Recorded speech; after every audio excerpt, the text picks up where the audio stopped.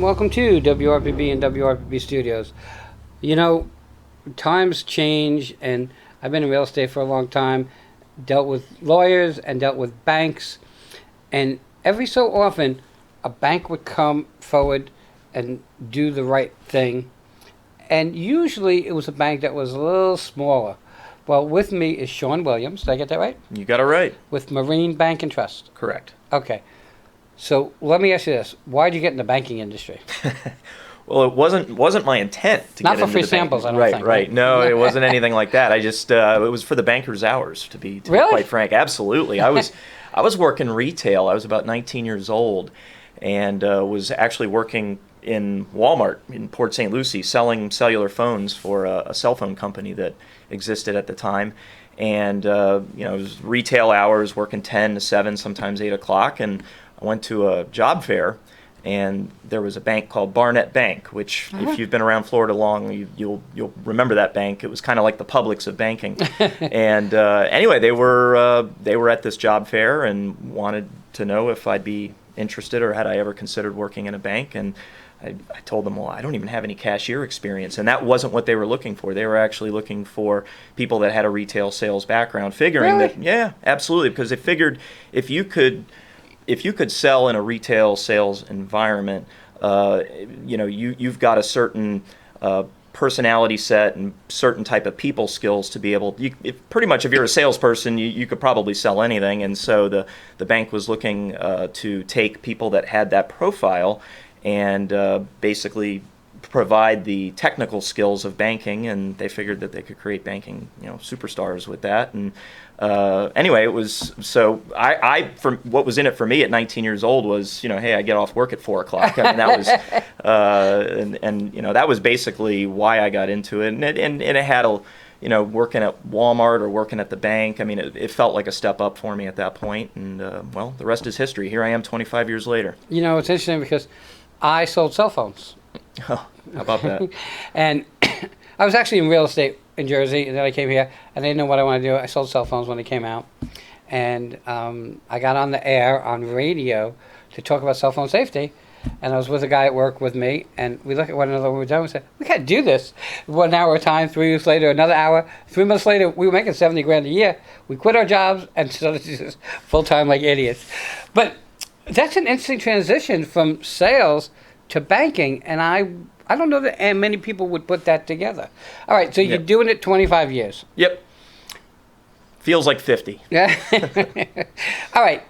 What position are you? I mean, what were the steps that you took to get where you are today? So where are you today? So I'm one of the bank executives for Marine Bank and Trust. We are the last small independent community bank that's Amen. Headquartered on the Treasure Coast. There's a lot of great banks here on the Treasure Coast, but we're the last small one that's actually headquartered on the Treasure Coast. And as my title is Chief Lending Officer, which means that I oversee all of the lending activities of the bank, both residential and business and commercial real estate. And yeah, well, that's what we do. But no, I started off as a drive-through teller when I was working for Barnett Bank in 1997, and so had a series of promotions over the years just through hard work and constantly educating myself about the banking world, and it's just kind of been an interesting journey. I've done, as I said, I was a drive-through teller. I've been a personal banker, an assistant branch manager, a residential loan officer, a commercial loan officer. I was a team leader over commercial loan officers, and now I'm one of the bank's executives and one of their primary decision makers. It's okay. So cool. The blessing in my eyes is the small bank. Not that they're easier to deal with, but they're more personal to deal with. Yeah. Okay. So when someone walks in, it's Joe. It's not, hey, I know that this guy has an account here somewhere or whatever. Right. I don't really care. Are you depositing or you're taking out money? Right. Okay. Those days have almost been pushed aside and gone. Yeah.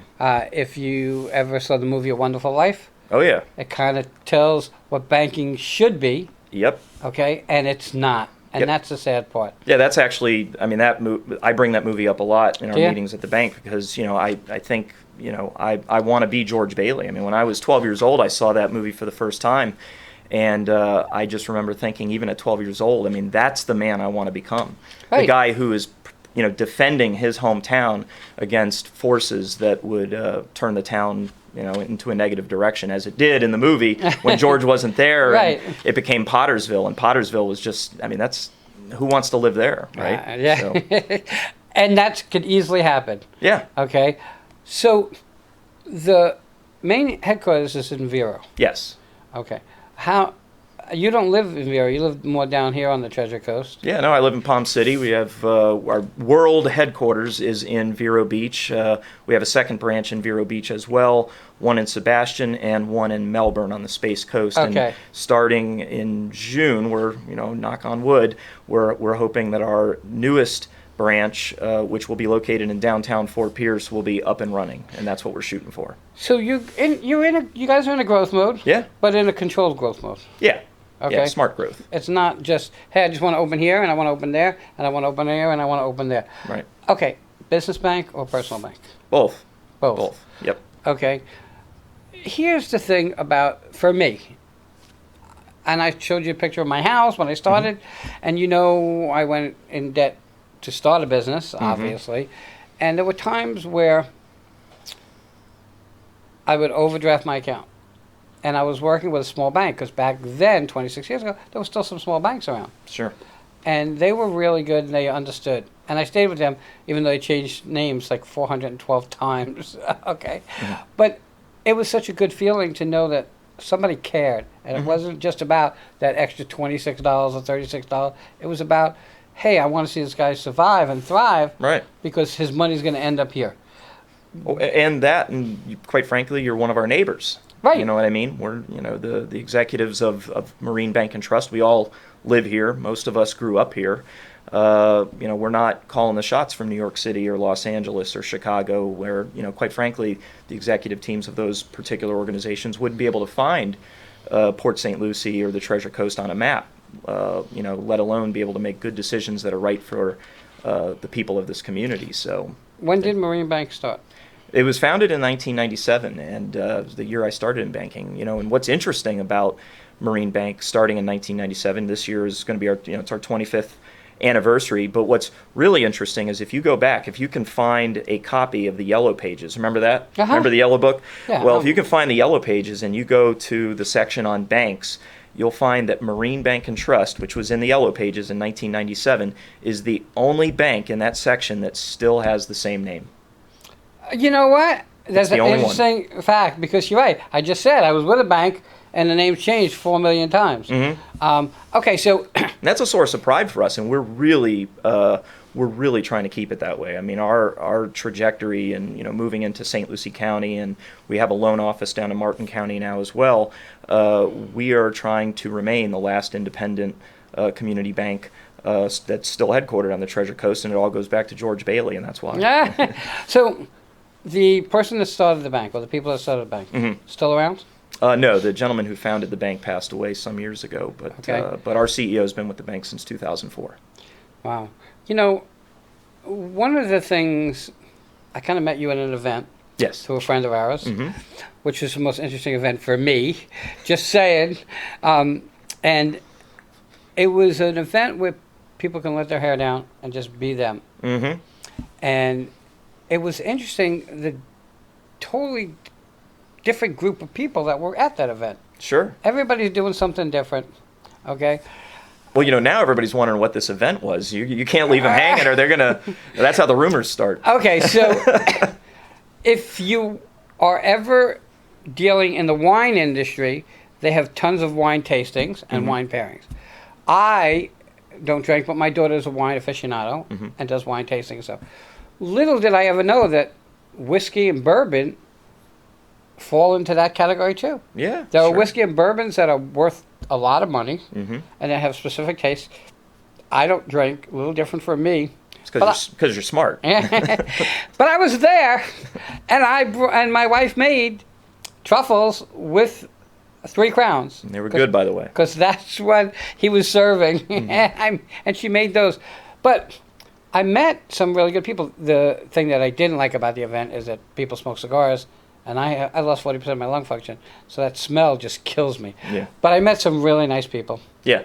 And actually, you're the second or third from that group that has come on. Yeah. So that's like kind of cool. It's always good to meet we're not people. all we're not all just a bunch of degenerates drinking whiskey, and no, we actually have professional lives too. It's right, and you know, life is about no day is promised. right. So it's nice to live a nice life and enjoy yourself. I've been on my deathbed more than once, so I kind of get it. Yeah. Okay, so you're in this industry, you step up into a position of executive.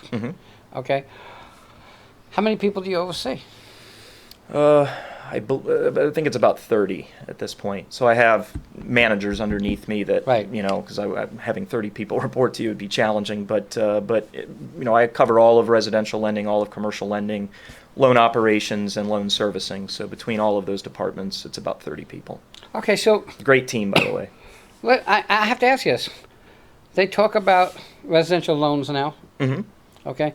Are they that hard to put through? I mean, you have to have this perfect credit and this and that. No, I mean it helps, but Right. I mean it's certainly it is a far cry from the lending standards that we saw in the mid 2000s, which basically were no lending standards.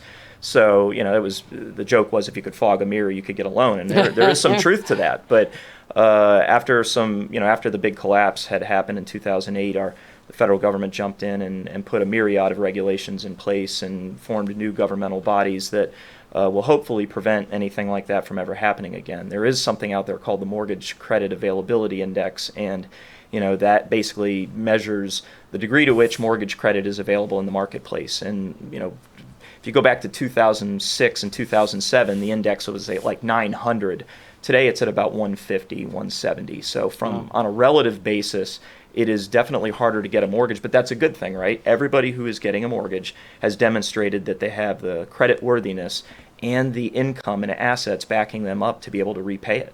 And that's how we got in trouble 15 years Here's ago. the problem as I see it. Bad things happen to good people. Yep. Okay, so for me, it was always medical. Because insurance companies are a nightmare, and I had $1.6 million, and Blue Cross didn't want to pay it back in '88.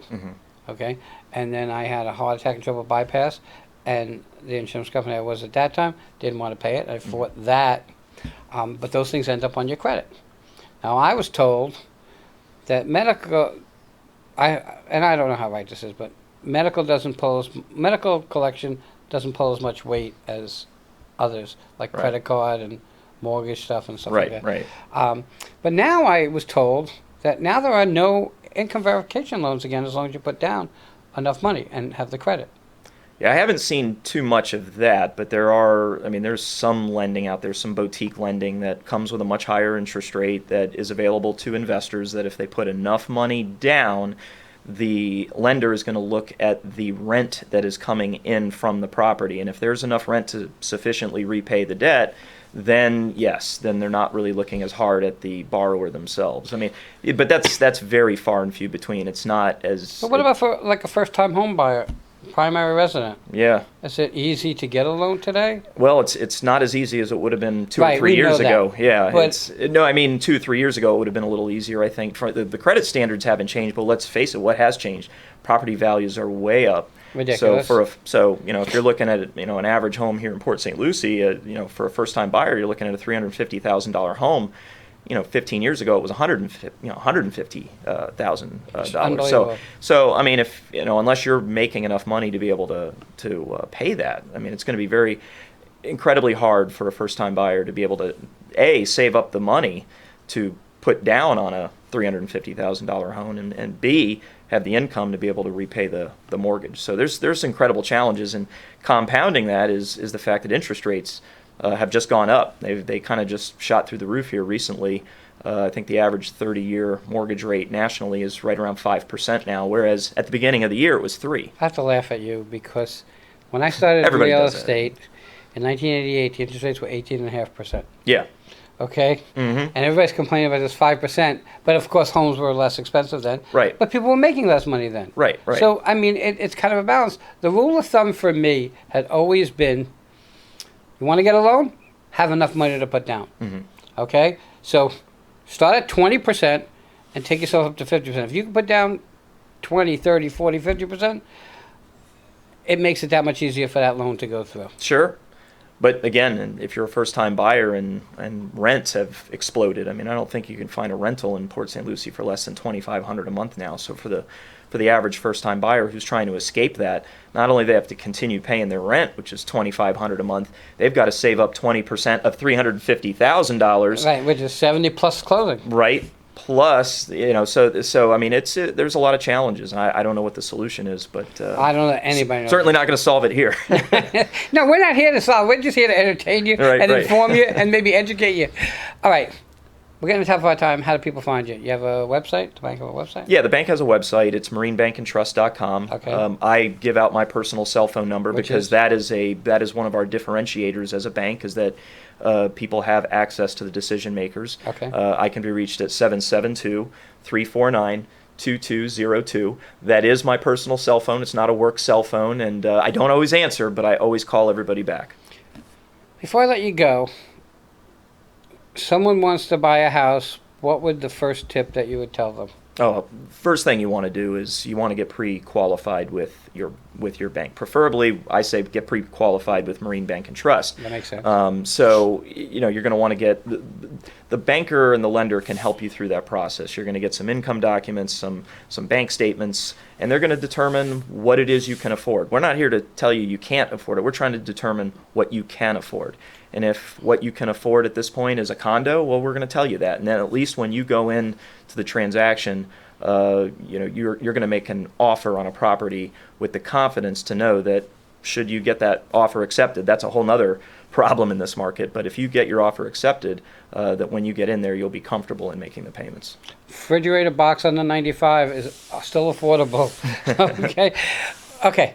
So the last question I have, even though that was supposed to be the last question, but it opens up a whole nother door, is when I come to see you to find out if I qualify, what do I need to have with me? Yeah, what best thing to do is each case varies depending on the unique circumstances of each individual, and we would rather have a conversation with you first to determine what your unique circumstances are so that we can customize the checklist of things that you can bring to us, as opposed to just giving you a big long checklist that covers everything, and half of which may be unnecessary to your particular case. So everybody,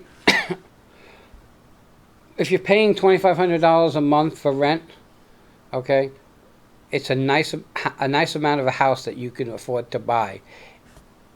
What you need to do is sometimes give up a season for a lifetime. So you need to cut down on your spending during the week with all your eating out and everything else, and put that money away, because it's always going to be nice to have a place that you can call your own. Shaun, I want to thank you for coming on. Thanks for having me. Everybody, Marine Bank and Trust, check them out, and we'll be right back.